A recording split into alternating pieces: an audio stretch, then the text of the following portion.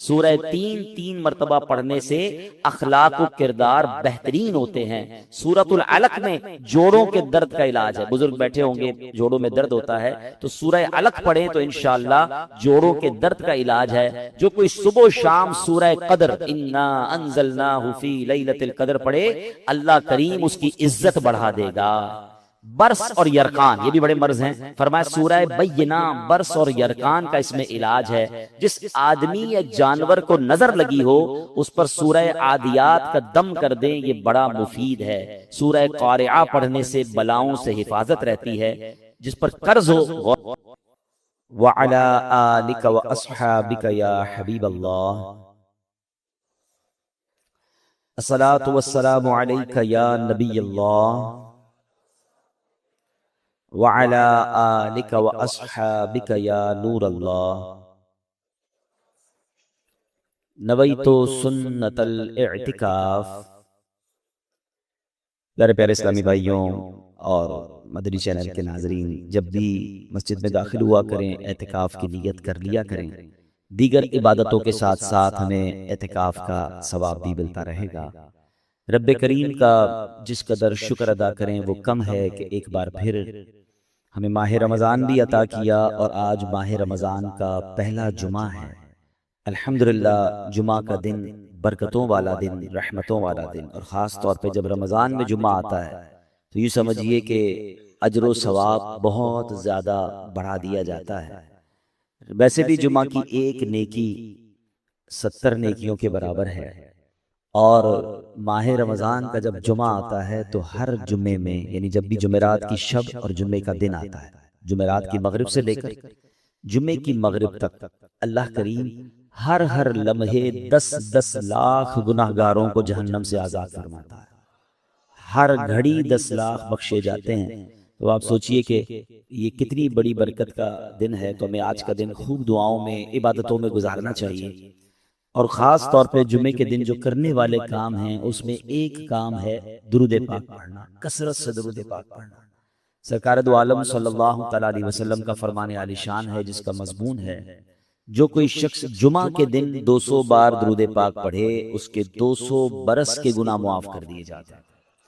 تو آج اسپیشلی آپ نے درود پاک پڑھنے ہیں اور اس کی برکتیں لوٹنی ہیں۔ ایک بار محبت کے ساتھ درود پاک پڑھ لیں، صلو علی الحبیب صلی اللہ تعالی علی محمد صلی اللہ علیہ وسلم۔ آج سے انشاءاللہ چونکہ یہ طے ہو گیا ہے کہ جب میں انشاءاللہ پاکستان میں کراچی میں ہوا کروں گا تو رمضان میں بھی اور رمضان کے بعد بھی جمعہ کی نماز میں مجھے یہاں حاضری کا شرف ملے گا، تو ہم نے سوچا کہ کیوں نہ ایک سیریز جو ہے ہمارے بیانات کی ہو کہ ہم ایک ٹاپک کے تحت بیان سنتے چلے جائیں اور ہم سب انشاءاللہ کچھ سیکھیں، اور یہ انشاءاللہ مدنی چینل کے لیے ریکارڈ بھی ہو جائے اور بعد میں دنیا بھر کے ویورز بھی دیکھیں۔ لائیو بھی انشاءاللہ یہ ہوتا ہے، ابھی بھی لائیو ہو رہا ہے، تو دنیا بھر کے عاشقان رسول یہ ٹائم نوٹ کر لیں کہ ہر جمعے کو انشاءاللہ ہمارا جو بیان کا ٹاپک ہوا کرے گا وہ ہوگا قرآن کی باتیں۔ ہم انشاءاللہ قرآن سے ہی کچھ ہر جمعے کو سیکھنے کی کوشش کریں گے اور انشاءاللہ اس کی برکتیں حاصل کریں گے۔ قرآن کریم فرقان حمید کی تو کیا شان ہے، انشاءاللہ آج کچھ قرآن پاک کی جو تاثیر ہے انشاءاللہ اس پروگرام میں، اس روزانہ ہر جمعے کے بیان میں ہم قرآن پاک کی ان آیتوں کے بارے میں بھی جانیں گے جس میں رب عز و جل نے ایمان والوں سے ڈائریکٹلی بات کی ہے۔ آپ کو پتہ ہے قرآن میں more than 6600 آیات ہیں، مگر 89 آیتیں وہ ہیں اپروکسیمیٹلی جس میں اللہ کریم نے ہم سب سے براہ راست بات کی ہے۔ یا ایھا الذین آمنو کہہ کر، اے ایمان والو کہہ کر اللہ نے مجھ سے اور آپ سے کیا بات کی ہے کم از کم وہ تو ہم جان لیں۔ تو انشاءاللہ قرآن کی باتیں ہمارا جو ٹاپک ہوگا اس میں ہم یہ آیتیں بھی کور کریں گے۔ تقریباً قرآن پاک میں 100 کے قریب واقعات ہیں، سٹوریز آف قرآن ہیں، ہم انشاءاللہ وہ بھی گریجولی کور کریں گے۔ ویسے میں مشورہ دوں گا، یہ بیان تو ظاہر ہے کہ اللہ نے چاہا مہینوں چلتے رہیں گے اور اس میں جا کے چیزیں جا کے کور ہوں گی، لیکن اگر آپ رمضان میں واقعی قرآن کے ایسنس کو لینا چاہتے ہیں تو ان دو چیزوں کو پڑھ لیں۔ 89 قرآن کی آیتیں جس میں اللہ نے ڈائریکٹلی مجھ سے اور آپ سے بات کی ہے، اور قرآن کے 100 واقعات۔ اچھا، ان دونوں کو الحمدللہ علماء کرام نے ہمارے لیے آسان کر کے قرآن سے ایکسٹریکٹ کر کے الگ کتابیں دے دی ہیں۔ ایک کتاب کا نام ہے اے ایمان والو، یہ کتاب بھی آپ دعوت اسلامی .net سے فری ڈاؤن لوڈ کر سکتے ہیں، اور ایک کتاب کا نام ہے عجائب القرآن غرائب القرآن، یہ قرآن کے واقعات ہیں۔ یہ دونوں کتابیں بہت بڑی نہیں ہیں، اگر آپ روز آدھا گھنٹہ دے دیں تو ایک آیت پڑھ لیں، ایک واقعہ پڑھ لیں، آپ انجوائے بھی کر رہے ہوں گے، قرآن انڈرسٹینڈ بھی کر رہے ہوں گے، قرآن کا میسج ڈائریکٹلی لے رہے ہوں گے۔ ہم نے آپ کی آسانی کے لیے الحمدللہ یہ دونوں پروگرام، یہ دونوں چیزیں یوٹیوب پر بھی بیان کر کے ہم نے ڈال دی ہیں۔ اگر اس کو وہاں سرچ کرنا ہے تو ایک پروگرام مدنی چینل پر ہوا تھا جس کا نام ہے ایک قصہ ہے قرآن سے، جس میں قرآن کے واقعات ہیں۔ اگر آپ سرچ کریں گے تو آپ کو قرآن کے سارے واقعات مل جائیں گے۔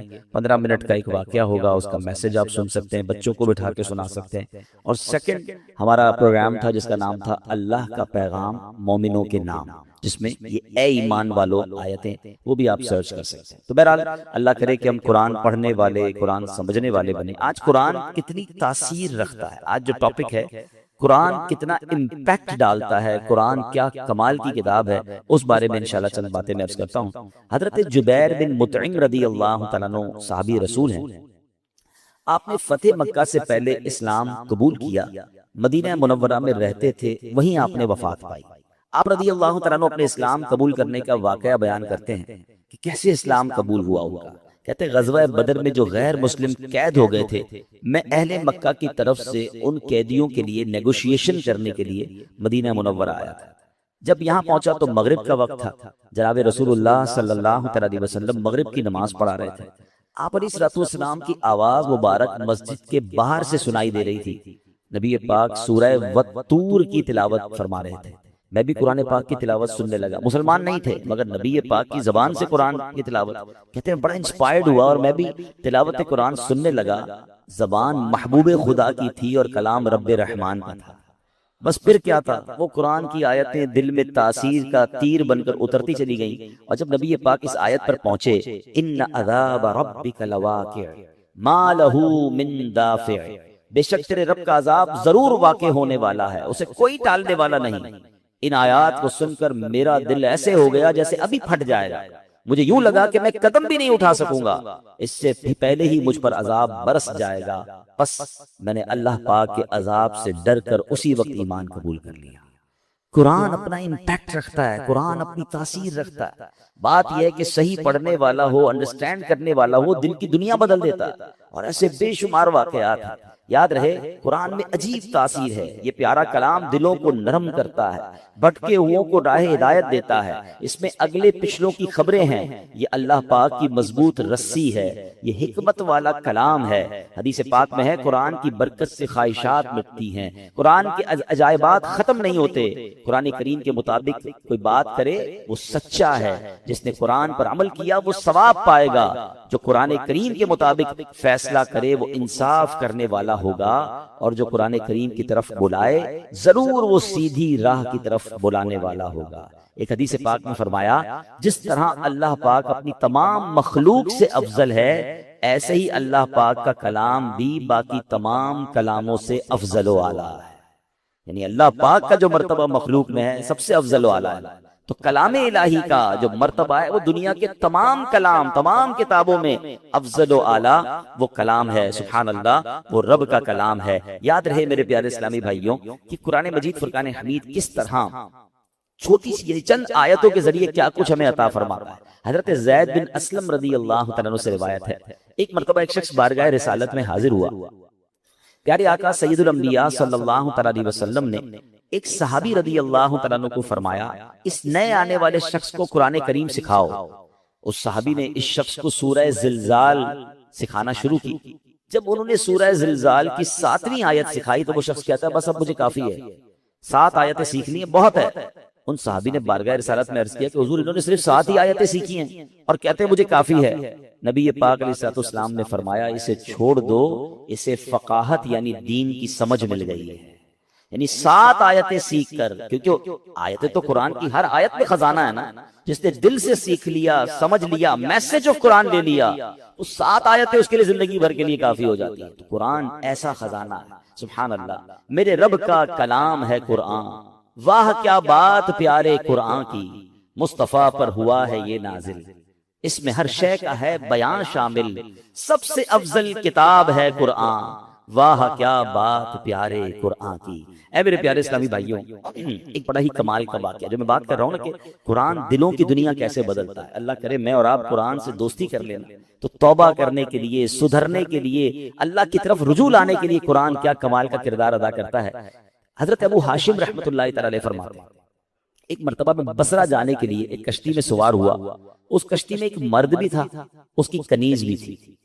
ان کا پلان کچھ اور تھا، برے کام کرنے کا پلان تھا۔ وہ کہتے جب کشتی آگے بڑھی تو اس مرد نے اپنی کنیز سے کہا ذرا شراب نکالو، شراب لائی گئی۔ وہ مرد کشتی میں بیٹھ کے شراب پینے لگا، اپنی کنیز کو کہا کچھ گانا سناؤ، وہ کنیز جو ہے وہ گانا گانے لگی۔ اب تھوڑی دیر بعد انہوں نے مجھے دیکھا، ابو ہاشم رحمۃ اللہ تعالیٰ کہتے کہ آپ یہ گانا گا رہی ہے، آپ کے پاس اس سے اچھی کوئی چیز ہے؟ وہ اللہ والے تھے، انہوں نے ان کے سامنے قرآن پڑھنا شروع کیا۔ اب قرآن میں جو ردھم ہے، قرآن میں جو خوبصورتی ہے، قرآن جو دلوں کو امپیکٹ ڈالتا ہے، کیا خوبصورت آیتوں کو انہوں نے انتخاب کیا۔ انہوں نے قرآن پاک کی سبحان اللہ کون سی سورہ پڑھی؟ سورہ تکویر۔ یہ ہلا دیتی ہے سورت، اگر سمجھ کے پڑھے نا بندہ کہ جس میں کس طرح قیامت کا رب نے بیان کیا۔ 30ویں پارے میں یہ سورت ہے، آپ نے تلاوت شروع کر دی، اذا الشمس کورت واذا النجوم انکدرت واذا الجبال سیرت۔ ترجمہ کیا ہے اس کا؟ جب سورج کو لپیٹ دیا جائے گا اور جب تارے جھڑ پڑیں گے اور جب پہاڑ چلائے جائیں گے۔ ان آیات کو سن کر وہ شخص رونے لگا، جو شراب پی رہا تھا وہ فوراً کپ کپی آگ طاری ہو گئی، رونے لگا۔ حضرت نے جب یہ آیت تلاوت کی وَإِذَا الصُّحُفُ نُشِرَتْ، اور جب نامہ اعمال کھولے جائیں گے تو وہ کہنے لگا اے کنیز میں تجھے اللہ پاک کی رضا کے لیے آزاد کرتا ہوں، اس شراب کو بہا دو۔ پھر اس نے مجھے قریب بلایا اور کہنے لگا میرے بھائی تم کیا کہتے ہو، کیا اللہ پاک میری توبہ قبول فرمائے گا؟ اللہ اکبر، اللہ والے تھے، کیا جواب بھی قرآن سے ہی دیا اور قرآن کی وہ آیت تلاوت کی، ان اللہ یحب التوابین ویحب المتطہرین۔ سبحان اللہ۔ ترجمہ کنز العرفان، بے شک اللہ بہت توبہ کرنے والوں سے محبت فرماتا ہے اور خوب صاف ستھرے رہنے والوں کو پسند فرماتا ہے۔ بس اس شراب پینے والے گانے باجے میں منہمک شخص نے جب یہ سنا کہ رب توبہ کرنے والوں کو قبول فرماتا ہے، محبت فرماتا ہے، بیٹھی کشتی میں، چلتی کشتی میں اس بندے نے اللہ سے توبہ کر لی۔ اے میرے پیارے اسلامی بھائیوں، قرآن اس طرح دلوں پر اثر ڈالتا ہے۔ یاد رہے قرآن کا ایک نام حکمت بھی ہے، یعنی یہ وہ کتاب ہے جس کو پڑھنے سے حکمت و دانائی ملتی ہے۔ قرآن کریم کا ایک نام صراط مستقیم ہے، یعنی وہ کتاب ہے جو بھولے بھٹکوں کو سیدھے رستے کا مسافر بناتی ہے۔ قرآن کریم کا ایک نام نور ہے، یعنی وہ عظیم کتاب ہے جو نور بانٹتی اور دلوں کو روشن کرتی ہے۔ ایک صحابی رسول ہیں حضرت ثابت بن قیس رضی اللہ عنہ، ان کا گھر جو ہے وہ رات بھر چمکتا رہتا تھا، روشن رہتا تھا۔ آج کل تو ہمارے گھروں میں لائٹیں ہوتی ہیں، اس زمانے میں تو لائٹیں نہیں ہوتی تھی، لوگ رات کو چراغ بند کر دیتے تھے کیونکہ رات کو لائٹ کی ضرورت نہیں ہوتی تھی۔ تو لوگ حیران ہوتے تھے کہ حضرت ثابت بن قیس کا گھر کیوں چمکتا ہے۔ سرکار دو عالم علیہ الصلوۃ والسلام کی بارگاہ میں گئے، حضور رات بھر ثابت بن قیس کا گھر جگمگاتا ہے۔ اچھا صحابہ بھی کمال کے تھے نا، whenever they want to ask something, any unusual thing، وہ کہیں اور نہیں جاتے تھے، وہ جناب رسول اللہ صلی اللہ علیہ وسلم کی بارگاہ میں جاتے تھے۔ ان کو پتا تھا یہاں سے بڑا پیارا جواب مل جائے گا۔ سرکار دو عالم علیہ الصلوۃ والسلام نے فرمایا یقیناً ثابت بن قیس رات کو سورہ بقرہ کی تلاوت کرتے ہوں گے۔ صحابہ گئے، جا کر پوچھا تو ثابت بن قیس نے کہا کہ ہاں میں واقعی گھر میں رات کو سورہ بقرہ کی تلاوت کرتا ہوں۔ تو یہ ہے قرآن، یہ ہے قرآن کا نور۔ سبحان اللہ۔ چھوڑو یہ ظلمتوں کے شکوے کرو نہ ہر دم، چھوڑو یہ ظلمتوں کے شکوے کرو نہ ہر دم، ہے روشنی کی خواہش قرآن پڑھ کے دیکھو۔ تو قرآن پاک کی کیا بات ہے۔ اب قرآن پاک جہاں طبیعتوں پر اثر ڈالتا ہے، انسان کی کیفیتوں پر اثر ڈالتا ہے، وہ قرآن کریم امراض کو بھی دور کرتا ہے۔ جی ہاں، قرآن کریم باطنی امراض کو بھی دلوں کے صاف کرتا ہے، جسمانی امراض کو بھی کیسے دور کرتا ہے۔ ذرا سنیے گا، قرآن میں اللہ فرماتا ہے یا ایھا الناس قد جاءتکم موعظۃ من ربکم وشفاء لما فی الصدور۔ ترجمہ کنز العرفان، اے لوگو تمہارے پاس تمہارے رب کی طرف سے نصیحت اور دلوں کی شفا آ گئی۔ مشہور مفسر قرآن حکیم الامت حضرت مفتی احمد یار خان نعیمی رحمۃ اللہ تعالی اس آیت کے تحت فرماتے ہیں قرآن کریم رب کی طرف سے بندوں کی روحانی پرورش کا ذریعہ ہے۔ دل کی بیماریاں جو ان پٹ ہوتا ہے نا، دل کی جو باطنی بیماریاں، فرمایا جہالت، شک، شرک، نفاق، برے عقیدے، برے اخلاق، حسد، کینہ، ہوس، دنیا کی حرص، عداوت، یہ تمام گناہ جو ہیں ان قرآن کریم ان سب کی اصلاح کرنے والا ہے۔ اللہ کرے کہ ہم قرآن کو پڑھیں اور دل سے پڑھیں، انڈرسٹینڈ کرنے کی کوشش کریں کیسے امپیکٹ ڈالتا ہے۔ ایک اور واقعہ سنیں، اللہ ان توبہ کرنے والوں کے صدقے ہمیں بھی سچی توبہ عطا فرمائے۔ علامہ ابن جوزی رحمۃ اللہ تعالی لکھتے ہیں ایک عبادت گزار بزرگ تھے، 40 سال تک بر اعظم افریقہ کا بڑا مشہور ملک سوڈان، وہاں ایک غار میں رہ کر اللہ کی عبادت کرتے تھے۔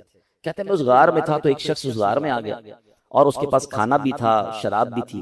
وہ آ کر بیٹھ گیا، اس نے مجھے دیکھا نہیں، میں اسے نظر نہیں آ رہا تھا، تو اس نے شراب پینا جب جیسے شروع کی، برتن اٹھایا تو میں نے اونچی آواز میں قرآن پاک کی یہ آیت تلاوت کی۔ یہ آیت جو ہے نا کئی لوگوں کی توبہ کا سبب بنی ہے، بڑے بڑے بزرگ جو ہیں جو بدلے ہیں، جو ان کی لائف کا ٹرننگ پوائنٹ تھا نا، وہ یہ ایک قرآن پاک کی آیت ہے۔ کبھی موقع ملا تو میں انشاءاللہ اس آیت کو مزید اس کے واقعات بیان کروں گا۔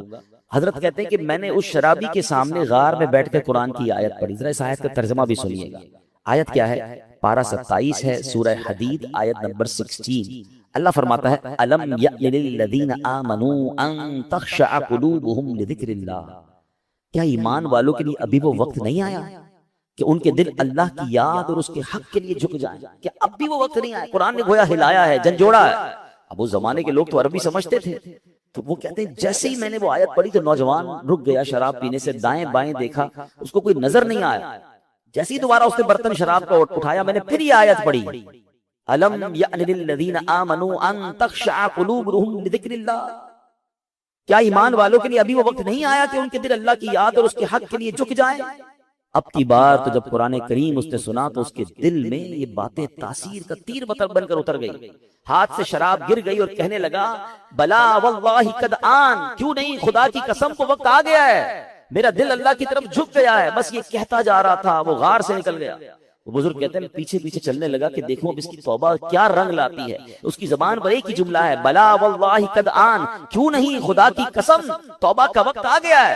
بزرگ کہتے ہیں اسی کیفیت میں جا رہا تھا، آگے بہت بڑا دریا آ گیا، مگر وہ اپنی کیفیت میں تھا، بغیر سوچے سمجھے دریا پر پیر رکھا، مگر میں دیکھ کر حیران ہو گیا کہ وہ دریا کے اوپر سے چلتا ہوا نکل گیا۔ جو تھوڑی دیر پہلے شراب پی رہا ہے، سچی توبہ کرتا ہے، اللہ اس کو کون سا مرتبہ عطا فرما دیتا ہے۔ تو یہ ہے قرآن، یہ ہے قرآن کی تاثیر، یہ ہے قرآن کا امپیکٹ۔ ہمارا پرابلم یہ ہے کہ ہمارے گھروں میں برسوں سے قرآن ہے، شاید ہر سال قرآن خوانی کرتے ہیں، پورا ہر سال رمضان میں تلاوت کرتے ہیں، بٹ ہم انڈرسٹینڈ نہیں کرتے، اس کو سمجھنے کی کوشش نہیں کرتے، اس کا ایکسنس، اس کے عطر لینے کی کوشش نہیں کرتے، ورنہ واللہ جس دن آپ قرآن سمجھ کر پڑھنے لگ گئے، آنکھوں سے آنسو نہیں رکیں گے۔ جن کو کچھ قرآن سمجھ آتا ہے نا، جب کبھی امام صاحب تلاوت کر رہے ہیں اور کسی ایسی قرآن پاک کی خوبصورت آیت پر پہنچتے ہیں، سورت پر پہنچتے ہیں، جی نہیں چاہتا امام صاحب رکوع میں جائیں، جی چاہتا یہ اور پڑھتے رہیں، اللہ کی باتیں اور بتاتے رہیں۔ اے میرے پیارے صاحب، یہ ہے قرآن اور یہ ہے قرآن کا خزانہ۔ اچھا، اب میں چاہوں گا کہ انشاءاللہ قرآن پاک ہماری باڈی پر کیا امپیکٹ ڈالتا ہے۔ کئی لوگ بیمار ہوتے ہیں، ہم میں سے بہت سارے لوگ بیمار ہوں گے، قرآن میں ہمارے جسمانی شفا کیسی ہے، اب ذرا یہ سنیے گا۔ قرآن پاک میں خود رب فرماتا ہے وَنُنَزِّلُ مِنَ الْقُرْآنِ مَا هُوَ شِفَاءٌ وَرَحْمَةٌ لِّلْمُؤْمِنِينَ، اور ہم قرآن میں وہ چیز اتارتے ہیں جو ایمان والوں کے لیے شفا اور رحمت ہے۔ اللہ پاک کے آخری نبی علیہ الصلوۃ والسلام فرماتے ہیں خیر الدواء القرآن، یعنی بہترین دوا قرآن کریم ہے۔ قرآن کی مختلف آیتیں ہیں، مختلف صورتیں ہیں، جس کو پڑھ کر دم کیا جائے اپنے آپ پر یا مریض پر تو اسے کیسے شفا ملتی ہے۔ اور یہ صحابہ کرام کا طریقہ، خود نبی پاک علیہ السلام کا معمول کیا تھا، سنیے پیارے آقا علیہ السلام کا یہ معمول کہ صحابہ کرام اور بڑے بڑے اولیاء کرام تقریباً 1450 صدیوں سے امت کے مجربات یعنی تجربہ شدہ کاموں میں ہے کہ قرآنی آیات پڑھ کر دم کیا جائے تو اللہ پاک شفا عطا فرماتا ہے۔ مسلمانوں کی امی جان بی بی عائشہ صدیقہ رضی اللہ تعالیٰ عنہ فرماتی ہیں کہ نبی پاک علیہ السلام کے اہل خانہ میں سے جب کوئی بیمار ہوتا تو آپ علیہ السلام معوذات یعنی سورہ فلق اور سورہ ناس پڑھ کر اس پر دم کیا کرتے تھے۔ تو میں آپ سب کو مشورہ دیتا ہوں، روز صبح اپنے گھر سے جب نکلیں یا فجر کی نماز پڑھیں، اول آخر درود پاک، سورہ فلق اور سورہ ناس پڑھ کر اپنے ہاتھ پر دم کریں اور پورے جسم پر پھیر لیں۔ اپنے بچوں پر اسکول جانے سے پہلے دم کریں، مدرسے میں جانے سے پہلے دم کریں، یہ گویا ان کا ایک حصار ہے۔ رات کو سوتے وقت یہ عمل کر لیں، یہ خود نبی پاک علیہ السلام کا عمل ہے۔ یہ انشاءاللہ بلاؤں سے، مصیبتوں سے آپ کی حفاظت بھی کرے گا اور یہ بیماریوں کو بھی دور کرے گا۔ ایک مرتبہ ایک صحابی نے بچھو کاٹنے پر سورہ فاتحہ پڑھ کر دم کیا، اللہ پاک نے اس مریض کو شفا عطا فرما دی۔ ایک صحابی کے قبیلے میں ایک پاگل شخص تھا جس کو لوگ زنجیروں سے باندھ کر رکھتے تھے، صحابی رسول نے 3 دن صبح و شام 3 مرتبہ سورہ فاتحہ پڑھ کر دم کیا، اللہ پاک نے اسے پاگل پن سے شفا عطا فرمائی۔ اللہ کے کلام میں کمال ہے، ہم کاش اللہ کے کلام سے محبت کریں اور اس کی برکتیں لوٹیں۔ ایک بار حضرت عمر فاروق رضی اللہ تعالیٰ عنہ کو قیصر روم کے بادشاہ نے خط لکھا، میرے سر میں درد ہے اور دائنی درد ہے، ٹھیک ہی نہیں ہوتا ہے۔ تو حضرت عمر رضی اللہ تعالیٰ عنہ نے اس کو ایک ٹوپی بھیج دی۔ اچھا کمال یہ تھا جب وہ ٹوپی پہنتا درد ختم ہو جاتا، جیسے ہی ٹوپی اتارتا درد پھر شروع ہو جاتا۔ اس بادشاہ نے کہا ہے کیا اس ٹوپی میں؟ جب اس ٹوپی کو کھولا گیا تو اس ٹوپی میں ایک کاغذ ملا جس پر بسم اللہ الرحمن الرحیم لکھا ہوا تھا، حضرت عمر نے لکھ کے بھیجا تھا۔ تو اس سے یہ بھی پتا چلا کہ تعویذات جو ہے اس میں کوئی حرج نہیں ہے، چہ جائے کہ ان تعویذات میں اللہ کا نام ہو، اس میں قرآنی آیات ہوں۔ بعض اوقات معاذ اللہ جادو اور اس طرح کی چیزیں، اس سے تو کوئی تعلق نہیں ہے، مگر قرآنی آیات اللہ کے نام پاکیزہ ناموں سے الحمدللہ بہت برکتیں ملتی ہیں، اور یہ صحابہ کرام اور ہمارے بزرگوں کے طریقے سے ثابت ہے۔ اب آخر میں چاہوں گا کہ آپ اپنے موبائل کو آن کر لیں، میں ایک ایسی بات کرنے جا رہا ہوں جو انشاءاللہ آپ کو کام آئے گی، آپ اس کو ریکارڈ کر لیں کہ قرآن کریم کی کن کن صورتوں سے کن کن چیزوں سے فائدہ ہوتا ہے، آپ کے کون سے پرابلم سالو ہو سکتے ہیں، آپ کی کون سی بیماریاں حل ہو سکتی ہیں۔ یہ 2-3 منٹ کا کلپ بنے گا، یہ آپ کو انشاءاللہ کام آ جائے گا۔ ہم انشاءاللہ سوشل میڈیا پہ اس کو الگ سے بھی وائرل کر دیں گے، لیکن آپ چاہیں تو اسے ریکارڈ کر لیں کہ گھر میں بہت سارے مسائل ہوتے ہیں، ہم بعضوں کا ٹینشن میں ہوتے ہیں کہ یار اس کا کوئی وظیفہ مل جائے، کوئی دم مل جائے، تو ڈائریکٹلی قرآن کریم جو ہے کن کن چیزوں پر انشاءاللہ امپیکٹ ڈالے گا اور آپ کو فائدہ ہوگا، آپ چاہیں تو اسے ریکارڈ کر لیں۔ اب سنتے ہیں علماء کرام نے احادیث کی روشنی میں اور اپنے تجربے سے قرآنی سورتوں کی الگ الگ تاثیریں بیان کی ہیں۔ اب سنتے جائیے۔ سورہ فاتحہ 100 مرتبہ پڑھ کر جو دعا مانگی جائے وہ دعا قبول ہو جاتی ہے۔ سورہ بقرہ کی تلاوت سے شیطان گھر سے بھاگ جاتا ہے۔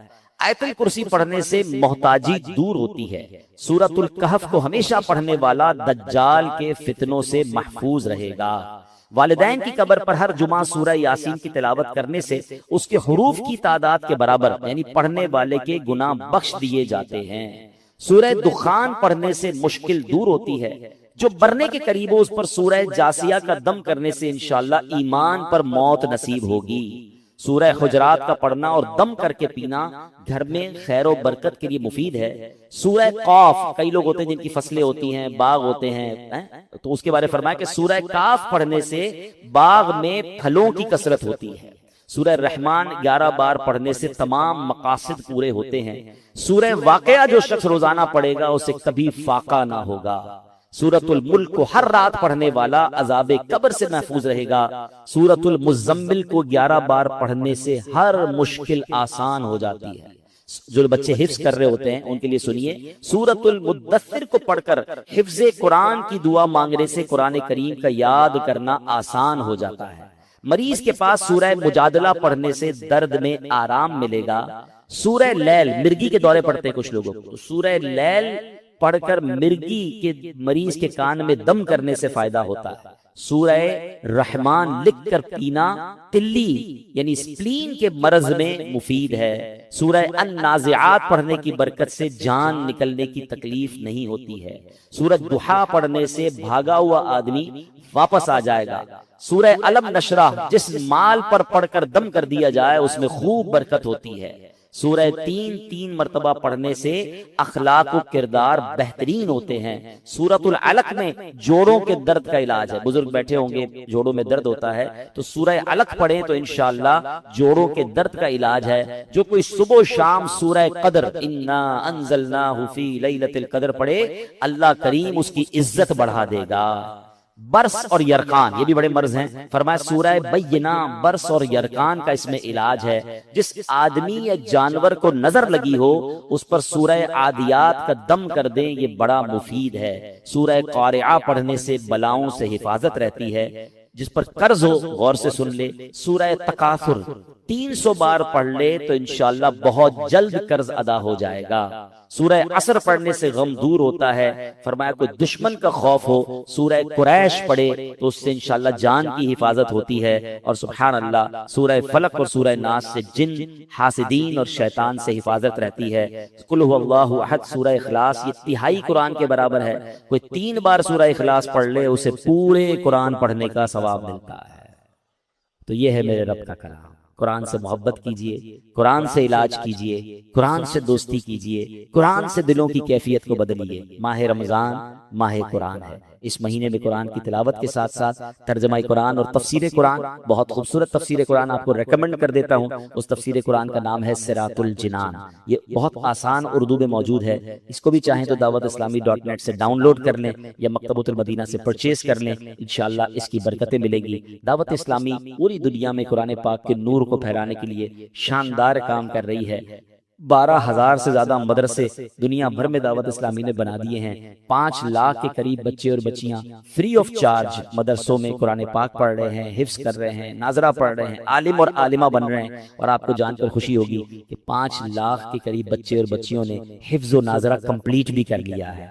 تو یہ اتنا بڑا قرآن کا جو خدمت اور کام ہے یہ دعوت اسلامی کر رہی ہے، تو ہمیں بھی دعوت اسلامی کا بڑھ چڑھ کر ساتھ دینا چاہیے۔ اس رمضان میں اپنی زکوٰۃ، اپنا ڈونیشن، اپنا فطرہ سب سے پہلے اپنے غریب رشتہ داروں کو دیکھیں اور اس کے بعد اپنی دعوت اسلامی کو بھی دیں۔ اللہ پاک اپنی راہ میں بھی ہمیں دل کھول کر خرچ کرنے کی توفیق عطا فرمائے۔ آج نکاح ہے انشاءاللہ۔ اچھا، میں اب آخری حدیث سنا کے بعد پوری کر لیتا ہوں۔ حدیث پاک میں آتا ہے، ایک بڑی کمال کی حدیث ہے، میرے آقا فرماتے ہیں جس کا مضمون ہے جو جمعے کے دن 5 کام کر لے اس پر جنت واجب ہو جاتی ہے۔ فرمایا جمعے کے دن جمعے کی نماز پڑھے، روزہ رکھے، نکاح میں شرکت کرے، کسی مریض کی عیادت کرے اور جنازے میں شرکت کرے۔ یہ 5 کام جو ایک دن میں کر لے نبی پاک فرماتے ہیں اس پر جنت واجب ہو جاتی ہے۔ آج روزہ ہم سب نے رکھا ہوا ہے، جمعہ ہم نے پڑھ لیا ہے، اتفاق یہ کہ آج اس مسجد میں نکاح بھی ہے۔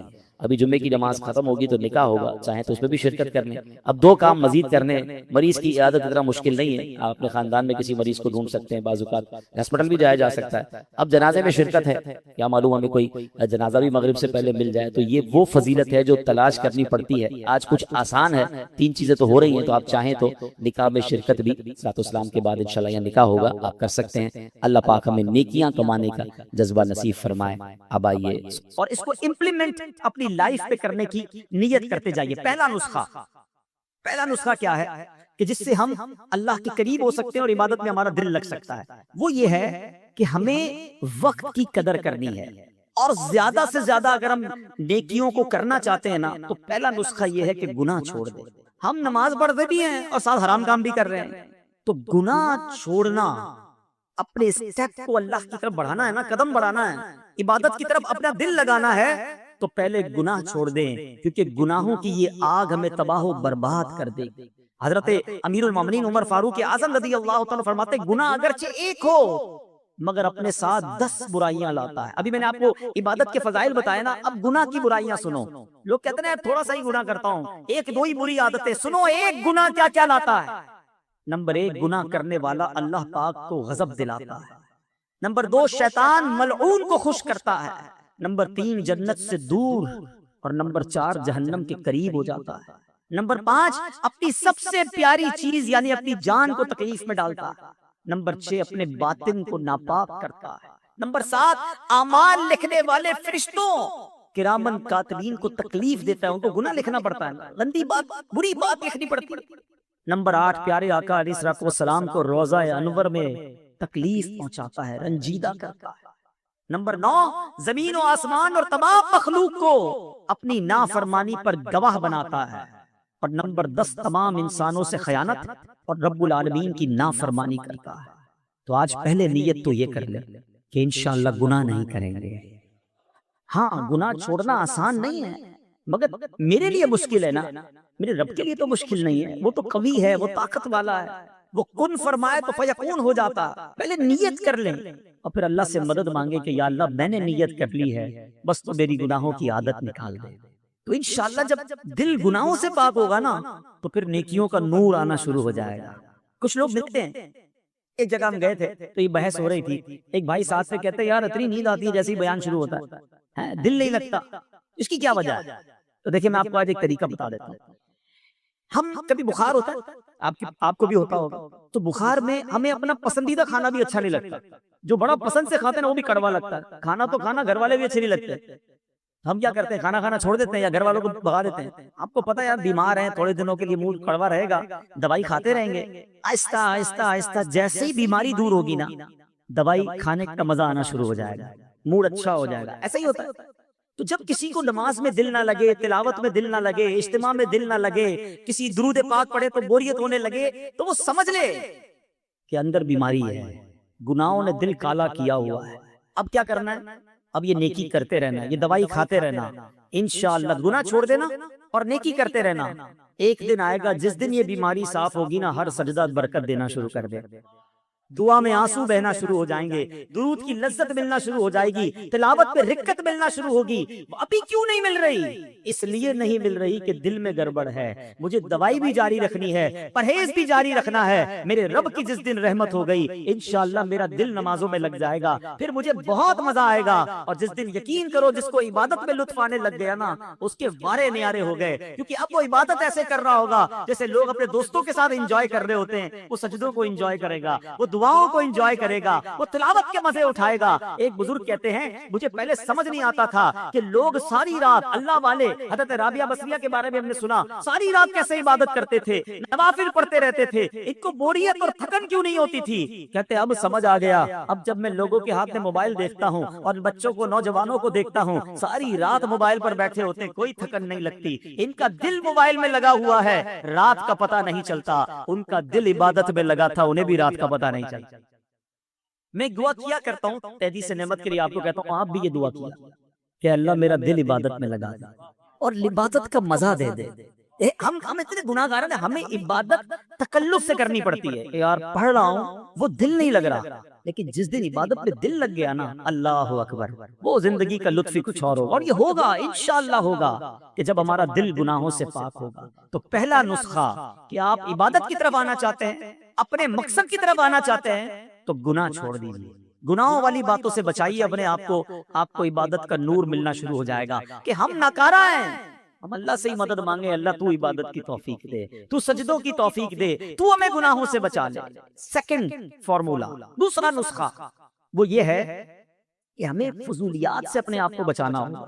یہ جو اپنے فضول اپنی ٹائم ضائع کرنے والے کام رکھے ہوئے ہیں نا، خاص طور پہ آج کل تو ایسا لگتا ہے ہمارا سب سے زیادہ زندگی کا ٹائم ہمارا موبائل لے جاتا ہے، یا موبائل لے جاتا ہے، یا فضول ہماری گپ شپ، آپ کے یہاں کہتے ہیں کچہری، وہ کچہری چائے کی لگی تو 2 گھنٹے کی لگی، بھائی 2 گھنٹے میں کون چائے پیتا ہے یار، باقی دنیا بھر کی بحث کرنی ہے۔ ارے بھائی ساری دنیا کی پنچا، آج کل ڈالر کا ریٹ کیا ہے، $1 نہیں ہے جیب میں پھر بھی ڈالر کا ریٹ پوچھنا ہے، تیل کتنے کا ہو گیا، آج کل جناب کون سی ملک کی کرنسی کدھر پہنچ گئی، تم نے کاروبار کرنا ہے اس گلی کا پتہ پوچھنا کیوں جدھر جانا نہیں ہے، اسی میں گھنٹوں لگ گئے، امریکہ میں کیا ہو رہا ہے، یورپ میں کیا ہو رہا ہے، کرونا میں کتنے مر گئے، وہ بھائی آپ کو کیا کس بات کی پنچات ہے؟ اتنی دیر میں کچھ اللہ کا ذکر کر لو، کوئی درود پاک پڑھ لو، کوئی آخرت کی تیاری کر لو۔ تو فضول کاموں سے اپنے آپ کو جب بچائیں گے نا، تو آپ کو کچھ ٹائم ایکسٹرا ملے گا، اور وہ جو ایکسٹرا ٹائم ہوگا وہ آپ عبادت میں کر سکیں گے۔ اللہ کرے ذہن بن جائے نا، مثال دیتا ہوں، آپ کہیں گئے، کسی نے کہا یار ذرا 7-8 منٹ بیٹھیے گا میں آ رہا ہوں، ہم کہتے ہیں ٹھیک ہے کوئی بات، اب 8 منٹ کا وہ کہہ گیا ہم کیا کریں گے، 8 منٹ میں موبائل نکالیں گے، اب وہ 18 منٹ بعد بھی ہے نا، میں ٹینشن نہیں، ہمارا موبائل چل رہا ہے، پتہ نہیں کیا کیا دیکھ رہے ہیں۔ حالانکہ نیکیوں کا ذہن ہوتا نا، اور وقت بچانے کا ذہن ہوتا، تو اسی موبائل میں قرآن ڈاؤن لوڈ کیا ہوتا، 8 سے 10 منٹ میں سورہ یاسین جو پڑھ لے اسے 10 قرآن پاک کا ثواب ملتا۔ 8-10 منٹ تو لگتے ہیں نا، حدیث پاک کا مضمون ہے، جو سورہ یاسین پڑھتا اس کو 10 قرآن پاک کا ثواب ہے، وہ 10 منٹ بٹھا کر ہمیں آیا، ہم نے 10 قرآن پاک کا ثواب کما لیا۔ دیو سے تسبیح نکالو یار، 100 بار درود پاک نہ پڑھ لوں یار، 5 منٹ کا بریک ملا ہے۔ اللہ کرے کہ یہ ذہن بنے کہ ہم فضول کاموں سے بچیں۔ اتنا ٹائم ہم ضائع کرتے ہیں، اگر آپ کو یقین نہیں آتا نا تو آپ کبھی پیپر پہ بیٹھ کے اپنا ٹائم لکھیں کہ یار میں نے آج پورے دن میں، ٹھیک ہے نوکری کریں، کاروبار کو ٹائم دیں، فیملی کو ٹائم دیں، نمازیں پڑھیں، اس کے علاوہ وہ گھنٹے گنے جس میں آپ نے کچھ نہیں کیا، پھر اندازہ ہوگا کہ یار میں نے کتنا زندگی کا وقت ضائع کر دیا۔ ذکر و درود کرتے رہیے، فضول باتوں سے اپنے آپ کو بچائیے۔ اے کاش ہم یہ جو ہے ہمارا ذہن بن جائے۔ کامل مسلمان وہ ہے جو ایسے کام، ایسی حرکات و سکنات سے بچے جو اس کے لیے دین یا دنیا میں مفید نہ ہو، وہ کام یا کلام کرے جو اسے دنیا میں مفید ہو یا آخرت میں۔ سبحان اللہ، اللہ کرے کہ یہ بات سمجھ آ جائے کہ دنیا کا فائدہ ہے یا آخرت کا ہے، وہ کام تو کروں، نہ دنیا کا فائدہ نہ آخرت کا فائدہ، صرف ضائع کر رہا ہوں۔ یہ نہیں ہونا چاہیے۔ اپنی سانسوں کی گنتی کو سمجھیے، یہ اللہ پاک نے بڑی نعمت دی ہے، اب ہماری مرضی ہم ان کو کیسے ضائع کرتے ہیں۔ تیسرا نسخہ، پہلا کیا تھا؟ گناہ چھوڑ دے، دوسرا فضول کاموں سے اپنے آپ کو بچا۔ اب تیسرا نسخہ کیا ہے کہ ہم اپنے جو مباح کام ہے نا، چلنا پھرنا، اٹھنا بیٹھنا، چائے پینا، کھانا کھانا، ان مباح یعنی جائز کاموں کو نیکیوں میں کیسے کنورٹ کر سکتے ہیں۔ سبحان اللہ. وہ کیسے کور ہوگا؟ وہ ہے اچھی نیت. یہ ایسی نرالی سوغات ہے کہ بندہ اچھی نیت کی وجہ سے بغیر عمل کے بھی ثواب کا مستحق ہو جاتا ہے. اللہ کے حبیب علیہ السلام فرماتے ہیں جس نے نیکی کا ارادہ کیا اس پر عمل نہ بھی کر پایا تو اس کے لیے ایک نیکی لکھ دی جاتی ہے. نیت اچھی تھی نا، اچھی نیتیں کر لیا کریں. اچھا، ایک عمل میں کئی نیتیں کی جا سکتی ہیں. اگر تھوڑا سا رک کر نیکی کرنے کا، اچھی نیت کرنے کا ذہن بن جائے نا، اللہ پاک امیر اہل سنت کو سلامت رکھے. اتنا نیت کے بارے میں سمجھاتے ہیں. مثال کے طور پہ آپ اجتماع میں آئے، ابھی کی بات کر لیں، آپ میں سے کوئی آیا بھائی بیان سنوں گا، اس کو ایک ثواب ملے گا. کسی نے نیت کی یار میں ذکر بھی کروں گا، 2 نیتیں ہو گئی. میں تو دعا بھی کروں گا، 3 نیتیں ہو گئیں. اب میں اجتماع کے بعد مسلمانوں سے ملاقات بھی کروں گا، 4 نیتیں ہو گئیں. سلام میں پہل کروں گا، 5 نیتیں ہو گئی. اجتماع میں اگر گیا اور وہاں کسی مسلمان نے راستہ پوچھا تو راستہ بھی بتا دوں گا، 6 نیتیں ہو گئیں. 2 مسلمانوں میں جھگڑا ہوا، اگر ہونے لگا تو سلو کروا دوں گا، 7 ہو گئیں. کسی نے کوئی مسئلہ پوچھا آتا ہوا بتا دوں گا، 8 نیتیں ہو گئیں. ہو سکتا ہے اجتماع میں جنازہ آ جائے، اگر جنازہ آیا تو جنازہ بھی پڑھ لوں گا، 9 نیتیں ہو گئیں. اگر آپ کا نیت کا ذہن ہے تو آپ گھر سے چلے اجتماع کے لیے ہیں، مگر ہر قدم پر، ہر لمحے 10 12 کام کی نیتیں کی، 10 12 کاموں کا ثواب ملنا شروع ہو گیا. اور یہ میں نہیں کہہ رہا، سیدی اعلیٰ حضرت امام اہل سنت لکھتے ہیں جس کا مفہوم یہ ہے کہ بندہ جو گھر سے نماز کے لیے چلتا ہے، وہ جب گھر کے سے نماز کے لیے چلتا ہے نا تو ہر قدم پر ایک نیکی ملتی ہے، ہر دوسرے قدم پر ایک گناہ معاف ہوتا ہے. اعلیٰ حضرت نے نماز پڑھنے کے لیے جانے کے لیے 40 نیتیں لکھی ہیں. جو ان 40 نیتوں پر عمل کر لے، نیت کر لے، اب گھر سے چلے گا ہر قدم پر 40 نیکیاں ملیں گی. تو ہم اچھی نیتیں کرنے کی عادت ڈالیں تو یہ بڑا آسان سا کام ہے، لیکن ہمارے نامہ اعمال میں ملٹیپلیکیشن ہونا شروع ہو جائے گا. اگلا نسخہ یہ ہے کہ ہم کہتے ہیں 1 تیر سے 2 شکار، اس کی عادت ڈال لیں. ہاتھ کام کرتے ہیں نا، نوکری کر رہے ہیں، کاروبار کر رہے ہیں یا کچھ بھی کر رہے ہیں، زبان تو فارغ ہے نا، چلتے پھرتے اٹھتے بیٹھتے اللہ اللہ اللہ اللہ اللہ اللہ کرتے رہے. سبحان اللہ سبحان اللہ سبحان اللہ، الحمدللہ الحمدللہ الحمدللہ، اللہ اکبر اللہ اکبر اللہ اکبر، لا الہ الا اللہ لا الہ الا اللہ، ولا حول ولا قوت الا باللہ. یہ وہ وظائف ہیں احادیث میں جس کی ترغیب دی گئی ہے. سبحان اللہ و بحمدہ سبحان اللہ العظیم، یہ وہ عظیم وظیفہ ہے جو نبی پاک فرماتے ہیں 2 کلمے ہیں جو زبان پر ہلکے ہیں، میزان پر بھاری ہیں اور اللہ کو بڑے پسند ہیں. کون سے ہیں؟ سبحان اللہ و بحمدہ سبحان اللہ العظیم. تو اگر میرا یہ ذہن بن جائے کہ میری نیکیوں کا میٹر جاری رہے تو زبان کو اچھے کام میں لگائے رکھو، اللہ رسول کا ذکر کرتے رہا کرو، انشاءاللہ نیکیوں کا میٹر جاری ہوگا. پورا دن کاروبار کر کے، نوکری کر کے یہ حساب تو کرتے ہو آج کتنے کمائے، کبھی یہ بھی حساب کر لو کہ آج جنت میں کتنے درخت لگائے، آج کتنی کروڑوں نیکیاں آپ ایک دن میں کما سکتے ہیں. اگر آپ کا یہ ذہن بن جائے کہ میں نے اپنی زبان کا پرفیکٹ یوز کرنا ہے. ایک بزرگ کے بارے میں آتا ہے 40 سال تک آپ نے روٹی نہیں کھائی، ستو پیتے تھے. تو کسی نے کہا حضرت آپ روٹی کیوں نہیں کھاتے؟ کہ روٹی کو چبانے اور ستو کو پینے میں نے فرق دیکھا کہ میں 90 تسبیحات زیادہ کر سکتا ہوں. تو میں نے سوچا روٹی چبانے میں ٹائم کیوں ضائع کروں، ستو پی کر بھی پیٹ بھر جاتا ہے، 90 تسبیح اور پڑھ لیتا. مگر ادھر پورا دن گزر جاتا ہے، درود کی ایک تسبیح نہیں ہوتی ہے، کلمہ پاک کی ایک تسبیح نہیں پڑھتے ہیں. حدیث پہ آیا افضل الذکر لا الہ الا اللہ، بہترین افضل ذکر ہے. کتنی بار پڑھا؟ نہ کریں. یہ سانسوں کی خدا را اہمیت محسوس کریں. قیامت کے دن ایسا نہ ہو کہ پچھتاوا ہو کہ کاش فضول وقت نہ گزارتا، اللہ رسول کا ذکر کر لیتا. ایک اور بڑا پیارا نسخہ علماء نے بتایا کہ بندہ دعا کرنے کا عادی ہو جائے. نبی پاک کا انداز پتہ ہے نا، پیارے آقا کھانا کھانے سے پہلے کی دعا، کھانے کے بعد کی دعا، دودھ پینے کی دعا، پانی پینے کی دعا، پانی کے بعد کی دعا، استنجا خانے میں جانے کی دعا، فارغ ہو کر باہر آنے کی دعا، گھر میں جانے کی دعا، باہر آنے کی دعا، مسجد میں جانے کی دعا، باہر نکلنے کی دعا. یہ کیا ہے؟ یہ نبی پاک قدم قدم پر دعائیں کرتے تھے. اور آج ہمیں پورا دن گزر جاتا ہے ہم دعا نہیں پڑھتے. حالانکہ اگر یہی عادت اپنا لینا کہ ساری دعائیں یاد کر لیں کہ یار کھانے سے پہلے کیا پڑھنا ہے، تو کھانے سے پہلے ثواب، کھانے کے بعد ثواب، پانی سے پہلے ثواب، پانی کے بعد ثواب. اچھا دعا اور سنت، اگر یہ 2 چیزیں مجھے پتہ چل جائیں، بھائی پانی تو پینا ہی ہے نا، لیکن دن میں کتنی بار پانی پیتا ہوں؟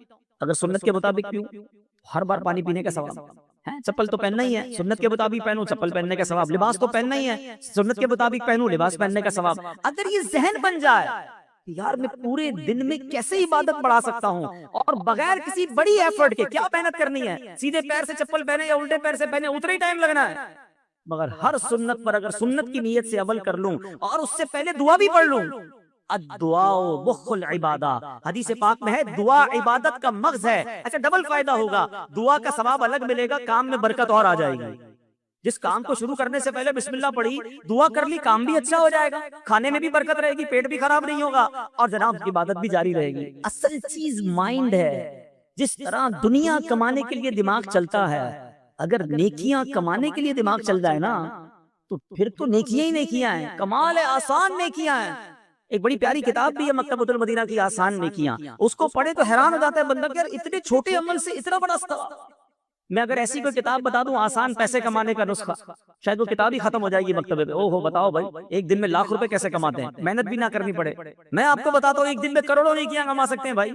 صرف اپنا ذہن بنائیں اور اپنا یہ ذہن بنا لیں کہ مجھے عبادت کے لیے بھیجا گیا، تو دعائیں یاد کر لیں۔ ماشاءاللہ مدنی قافلوں میں دعائیں یاد کرائی جاتی ہیں، دعوت اسلامی کے حلقوں میں دعائیں یاد کرائی جاتی ہیں، اور یہ دعائیں انشاءاللہ زندگی میں ساتھ رہی تو بیڑا پار ہو جائے گا نا۔ سنت پر عمل کرنے کی ذہن بنا لیں، اور سنت پر عمل کر کے نیکیاں تو ملی، اور بتائیں کیا ملے گا؟ سنو، اللہ کے حبیب علیہ الصلوۃ والسلام کیا فرماتے ہیں؟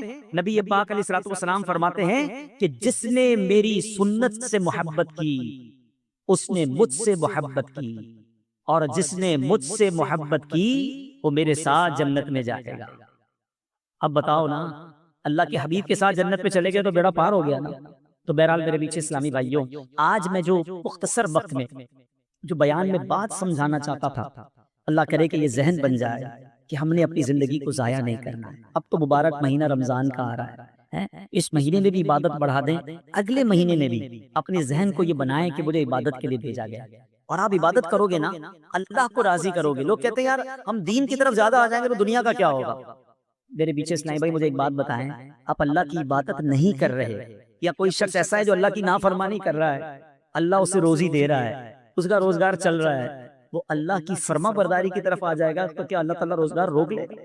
خود سوچے نا، وہ رحمان الدنیا والآخرہ ہے، وہ خالق دنیا بھی ہے، آخرت کا بھی مالک ہے۔ ارے جب ہم اسے راضی کر لیں گے، اس نے دنیا بھی اچھی کر دینی ہے، اس نے آخرت بھی اچھی کر دینی ہے۔ تو بس اپنی زندگی کا یہ مقصد بنائیں، اور الحمدللہ آج کے اس پرفتن دور میں دعوت اسلامی کا مدنی ماحول ہے جو ہمیں پکڑ پکڑ کر ہماری آخرت کی یاد دلاتا ہے، ہمیں ہماری زندگی کا مقصد بتاتا ہے کہ کس لیے پیدا کیے گئے ہیں۔ تو آئیے اس مدنی ماحول میں آ کر آپ خوب نیکیاں کما سکتے ہیں۔ آپ کو ماشاءاللہ اگر زیادہ نیکیاں کمانی ہے نا، آپ دعوت اسلامی میں آ جائیں۔ اجتماع میں دیکھیں کتنی چیزیں سیکھنے کو ملتی ہیں۔ پھر ذکر کی، اب اتنے سارے لوگ ذکر کریں گے، ہر ذکر پر ثواب ملے گا۔ دعا کریں گے، آمین کہتے جائیں گے، برکتیں بھی ملتی جائیں گی، دعا کا ثواب بھی ملنا شروع ہو جائے گا۔ پھر صلاۃ و سلام ہوگا تو صلاۃ و سلام کا ثواب ملے گا۔ اس کے بعد یہ سیکھنے سکھانے کے حلقے، اس میں الگ ثواب ملے گا۔ خوش نصیب یہاں آرام کریں گے، ساری رات اعتکاف کا ثواب ملے گا۔ تہجد پڑھیں گے، تہجد کا ثواب ملے گا۔ پھر فجر کی جماعت ہوگی، پھر فجر، یعنی آپ سوچیں کہ ایک رات میں کتنا بڑا پیکج ہمیں ہر جمعرات اجتماع میں مل جاتا ہے۔ پھر کتنے خوش نصیب ہے جو مدنی قافلوں میں سفر کرتے ہیں، 3 دن میں کتنی ساری نیکیاں کما کے آئیں گے، 1 ماہ میں کتنی نیکیاں کما کر آئیں گے۔ تو اللہ کرے کہ نیکیاں کمانے کا، نیکیوں حاصل کرنے کا ذہن ہمارا بن جائے، تو پھر انشاءاللہ یہاں بھی خیر ہے، وہاں بھی خیر ہے۔ ایک بات آخر میں کہہ دیتا ہوں، اگر دنیا میں غریب ہونا تو کم از کم آخرت میں تو غریب نہ رہو یار، وہاں تو امیر ہو جاؤ، وہاں تو باغات لگا لو، وہاں تو جنت میں محل لگا لو۔ اس سے بڑا بدنصیب کون ہوگا جب ادھر بھی بیچارہ تکلیف میں رہ رہا ہے اور ادھر کے لیے بھی کچھ نہیں بھیجا۔ اور اگر دنیا میں امیر ہو، مالدار ہو، سکھ میں رہ رہے ہو، تو پھر تو وہاں سکھ کی زیادہ ضرورت ہے نا۔ ادھر نرم بستر ہو اور ادھر مار پڑنی ہو، ادھر نرم اور بڑے شاندار بیڈ روم ہو اور قبر میں کیڑے ہوں، تو کیا فائدہ ان بیڈ رومز اور ان گھروں کا؟ مزہ یہ ہے کہ تمہیں اللہ نے ادھر بھی گھر اچھے دیے ہیں، اب ادھر بھی گھر اچھے تیار کر لیں۔ یہ ذہن جس دن بن گیا نا کہ میں نے ادھر بھی چین سے رہنا ہے، ادھر بھی محل تیار کرنا ہے، ادھر بھی اپنے باغات بنا لینے ہیں، ادھر بھی خوب صدقہ خیرات کر کے اپنا بینک بیلنس جمع کر لینا ہے، تو پھر خیر ہے، پھر زندگی بہت اچھی ہے۔ آخری ایک واقعہ سناتا ہوں اور پھر ہم انشاءاللہ بیان کو کنکلوڈ کرتے ہیں۔ یہ میسج سمجھ لیں آج، ایک ملک میں ایک بادشاہ نے بڑا عجیب کمپٹیشن کروایا۔ اب بادشاہ ہوتا ہے، اس کی مرضی، اس نے کہا ذرا چیک کرو میرے ملک میں سب سے بڑا بے وقوف کون ہے، who is the biggest fool in our country۔ بادشاہ کا فرمان تھا، وزیروں نے مقابلے کرانا شروع کر دیے، عجیب و غریب مقابلے ہوئے۔ بہرحال مقابلے میں ایک بندہ جو ہے نا وہ سلیکٹ ہو گیا کہ یہ پورے ملک میں سب سے بڑا بے وقوف ہے۔ ٹھیک ہے، بادشاہ کے سامنے لائے کہ بادشاہ سلامت، ہم نے چیک کر لیا ہے، اس بندے سے بڑا بے وقوف کوئی نہیں۔ اچھا چیک کر لیا؟ کہاں چیک کر لیا؟ بادشاہ نے اپنے گلے سے سونے چاندی کی مالا اتاری، اس بے وقوف کے گلے میں پہنا دی۔ بے وقوف خوشی خوشی گھر چلا گیا، جیت گیا، ونر۔ تھوڑے دن بعد اس بے وقوف کو پتا چلا کہ بادشاہ سلامت بہت بیمار ہو گئے، شدید بیمار، تھا تو بے وقوف، پہنچ گیا بادشاہ کے پاس کہ بادشاہ سلامت سنا آپ بڑے بیمار ہو گئے ہیں۔ کہتا ہاں یار بہت بیمار ہو گیا ہوں، اب تو یہ جہان چھوڑ کے جا رہا ہوں۔ کہتا اچھا کہیں اور جا رہے ہیں؟ تھا تو بے وقوف، اس کو نہیں پتا مرنا کیا ہوتا ہے، قبر کیا ہوتی، کہیں اور جا رہے ہیں؟ ہاں میں دوسری دنیا میں جا رہا ہوں۔ اچھا بادشاہ سلامت یہ بتائیے آپ کہیں اور جا رہے ہیں، ادھر تو اتنا بڑا محل، زبردست کمرے، جدھر جا رہے ہیں ادھر محل بنا لیا؟ بادشاہ کہتا ہے ادھر تو جھوپڑی بھی نہیں بنائی ہے۔ کہا اچھا بادشاہ سلامت میں دیکھتا ہوں آپ کے پاس اتنے سونے جواہرات، مجھے خود آپ نے اتنی بڑی قیمتی مالا دی تھی، جدھر جا رہے ہیں ادھر پیسے بھجوا دیے؟ بادشاہ سلامت کہتا ہے میں نے تو ادھر ایک روپے بھی نہیں بھجوایا، پھوٹی کوڑی بھی نہیں ادھر۔ اچھا بادشاہ سلامت میں دیکھ رہا ہوں آپ کے آگے پیچھے غلام، کنیز، خادمائیں، سرونٹ، اسٹاف، جدھر جا رہے ہیں ادھر خادم وغیرہ بھجوائے کہ نہیں؟ بادشاہ کہتا ہے ادھر تو کوئی نہیں ہے میری خدمت کرنے والا۔ اس بے وقوف نے پتہ کیا کیا، اپنی مالا اتاری اور بادشاہ کے گلے میں ڈال دی۔ کہ حضور پھر تو مجھ سے بڑے بے وقوف آپ ہوئے نا، آپ کو پتہ ہے ادھر جانا ہے، نہ گھر بنایا، نہ پیسے بھجوائے، نہ کسی غلام خادم کو بھجوایا، تو مجھ سے بڑے بے وقوف تو آپ ہوئے۔ وہ بے وقوف تو بات کر گیا، یہ فرضی خاکہ ضرور ہوگا، میں ہمارے لیے کتنا بڑا میسج ہے۔ حیدرآباد میں گھر بن گیا، جنت میں بنا کہ نہیں؟ ادھر پیسے بہت، ادھر ہے کہ نہیں؟ ادھر فون کرو تو چائے آ جاتی ہے، خادم موجود، گھر میں ماسی موجود، گھر میں بیوی تو ہے کام کرنے والی بیچاری، ادھر کون ہے؟ سوچو ادھر رہ کر ادھر کی تیاری کرنی ہے، ایکسٹرا ٹائم نہیں ملے گا کہ جناب مرنے کا ٹائم آ گیا اب ذرا آخرت کی تیاری کر لیں، نہیں، آگاہ اپنی موت سے کوئی بشر نہیں، ساما 100 برس پلین سب جو بات، ادھر تیاری کر لو کہ ادھر بھی چین سے رہو، تیار رہو کہ آج بھی جا سکتا ہوں، اور اگر آج بھی قبر میں جاؤں تو ایسی زندگی گزارو کہ قبر میں جنت کا باغ ملے، نرم بستر ملے، جنت کا پیغام ملے۔ اللہ کرے ایسی زندگی گزارنے میں ہم کامیاب ہو جائیں۔